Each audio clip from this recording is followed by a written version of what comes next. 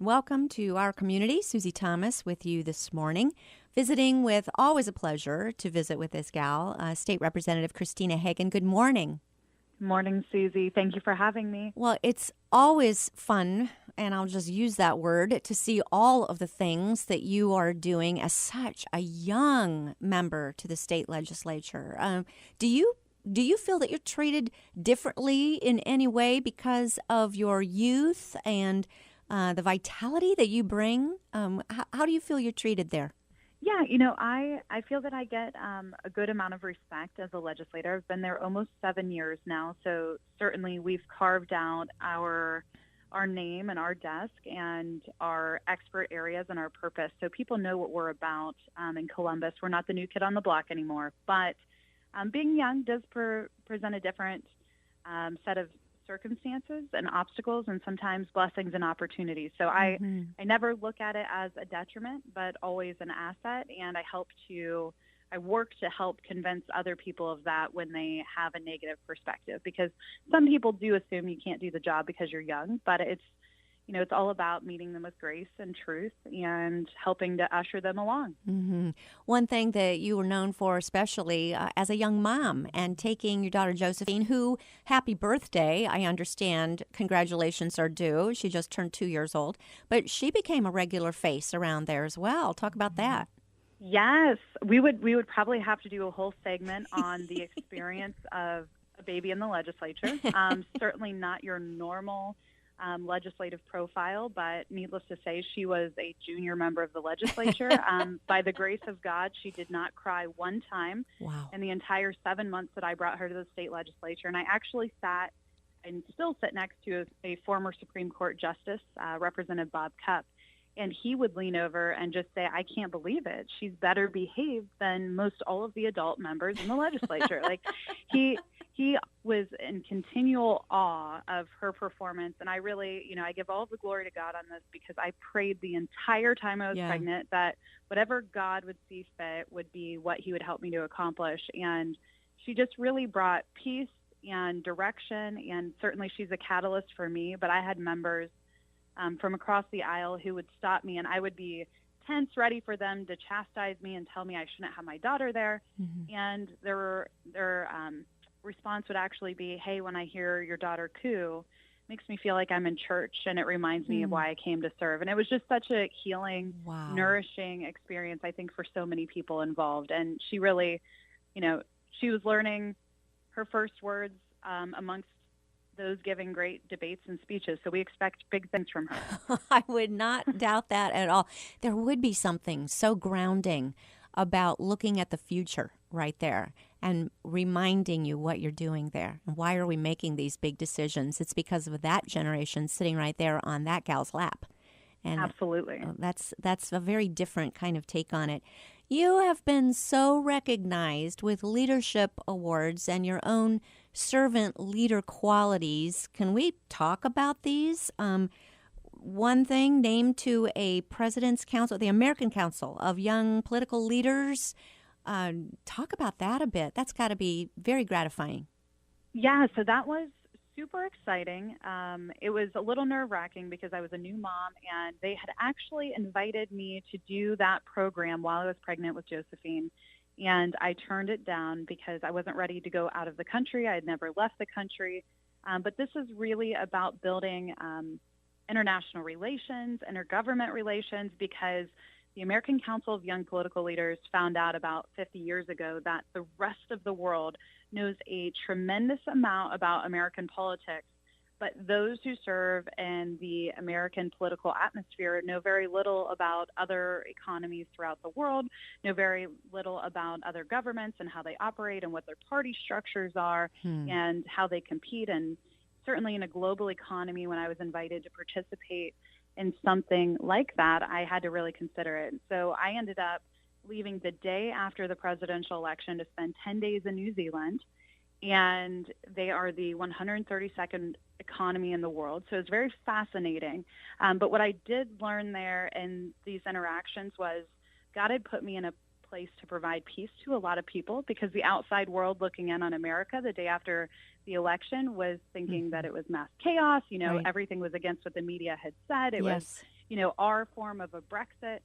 And I was able to walk into it and say, hey, I was the chair of the Electoral College for President Donald J. Trump in Ohio. And they're like, you're so reasonable. You're so normal. You're so human. How could you ever be a Republican?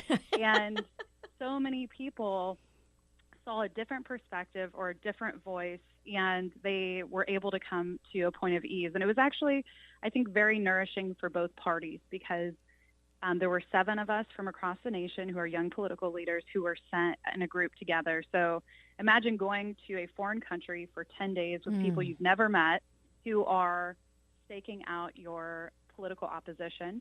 And one of the women that was with us actually said she was crying in the airport because of the results of the election. Yeah. And it was because of me that she could have peace going home, returning to her home state after spending 10 days, that she didn't think the world was going to fall apart. And I attribute that to really praying all the time that God will give me the right words and the right understanding for what's needed, while also sharing truth about the experiences that we've had. And it was fascinating. I mean, we learned so much, and just even the stringency of the immigration policy in New Zealand, and such a small nation and such a small economy. I mean, their economy and their population being less than the state of Ohio, but having such a stern and staunch stance on who they allow in and out of their country and for what reasons, and how it impacts their economy and their policy. It was just all very, very enriching. And I really praise God for all of the doors that he opens and all of the opportunities that he grants me, because I couldn't be in any one of these places if he weren't providing that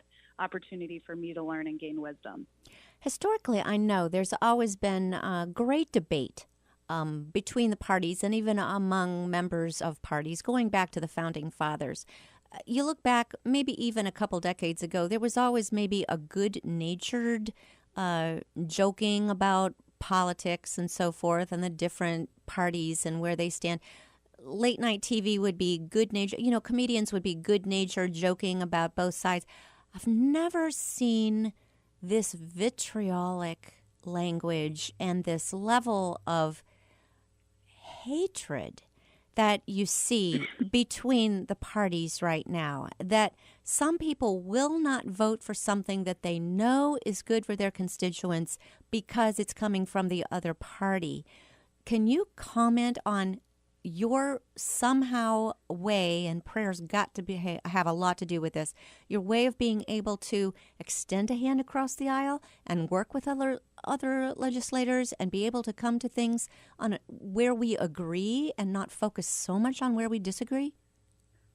Yeah, absolutely. So, I would attribute it to my faith and to my upbringing. My mom always said that, you don't get elected by one party, you get elected by people. And, I always try to bring it back to my experiences growing up in the church, and then also my time and my reflection of my studies at Malone. Our motto was Christ's kingdom first. And so even though somebody carries an R or a D by their name, that does not define them. It does not define their constituency. They are people that are serving a very diverse mosaic of individuals in the state of Ohio.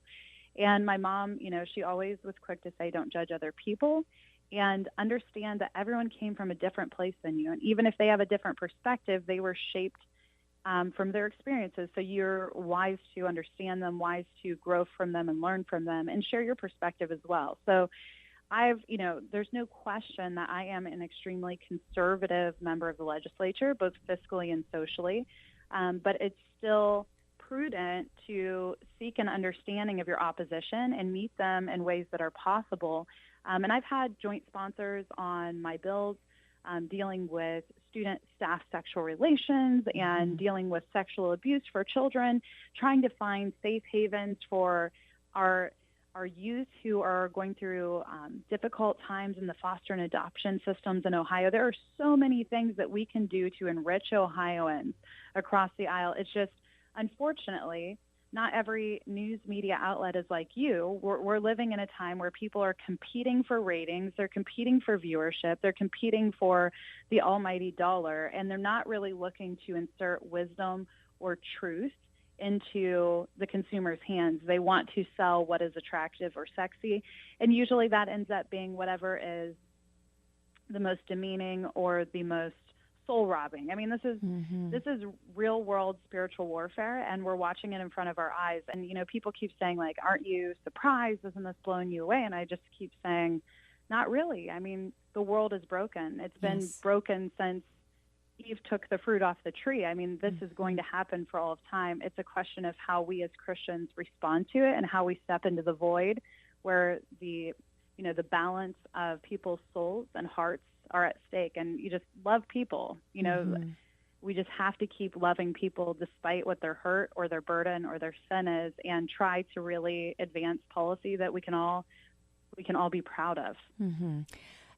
And as you're talking about the reporting, I mean, some of this reporting has been at the expense of their own credibility, because then 5 minutes later they have to go back and, a clarification, which is really a retraction of what they just reported maybe 5 minutes ago because it was such juicy news. Well, it just wasn't the truth. Where can we go to find the truth, Christina? What would you suggest would be a news outlet? I mean... is it the Bible? Yes. I mean, that's the only place. Yes, I mean, exactly. I want to say that there is like a go-to perfect fix, but I mean, everything's biased. Right. I think now more than ever, we need to turn to prayer. We need to turn to God for his wisdom and not this earthly wisdom. And really just, I mean, I go to church and people are like, the sky is falling. How can you operate in this? This is terrible. Everyone hates each other. And I'm like, do you feel that in your heart? Like right now while we're talking in Sunday school, do you feel like I hate you or you hate me? And they're like, well, no. And I'm like, then this is the news that needs to be spread, the good news. We're hearing all of these emotions that are supposed to be stirred and how terrible things should be.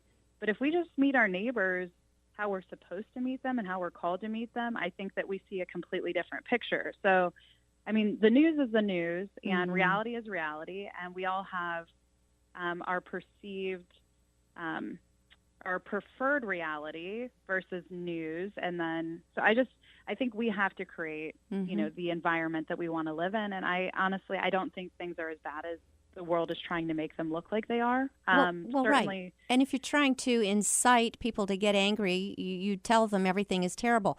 But if everybody stopped, take a breath, and take a look around them, how terrible is it really?